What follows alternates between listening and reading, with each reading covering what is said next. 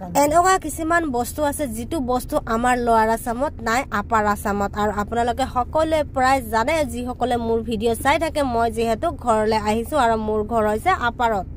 আজি মই এনেকুৱা বস্তু দেখাম যি বস্তু লোৱাৰ আসামত নাই এইটো হৈছে দেখুৱাই আছো ৰব দেই কি বস্তু আপোনালোকে যদি চিনি পায় কমেন্ট কৰি জনাব এইটো হৈছে এই বস্তুটো দেখিবলৈ কাৰণে কিন্তু তালৰ গছৰ নিচিনা কিন্তু তাল গছ নহয়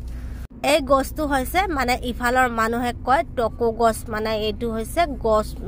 যিকোনো মানে ঘৰ বনোৱাৰ কাৰণে টিঙৰ মানে প্ৰয়োজন নাই যেহেতু এই গছৰ পাতটো দি পেলাই ধুনিয়াকে যদি ঘৰত ছাউনি কৰে তেতিয়া হলে ঘৰটো কিন্তু খুব ঠাণ্ডা হয় এই পাতটো কিন্তু কেঁচাকেও দিব পাৰে কিন্তু বহুতে এক পাতটো কাটি পেলাই এনেদৰে গছত যি ধৰা উলমি আছে শুকানকে পাত এনেদৰে শুকাই মেলি ধুনিয়াকে এনেদৰে ছাউনি কৰে ইফালৰ প্ৰায় মানুহে কিন্তু টিং পাত নলগাই পেলাই এনেদৰে খেৰৰ মানে পাতৰ ছাউনি কৰে খুবেই বেছি ঠাণ্ডা হয়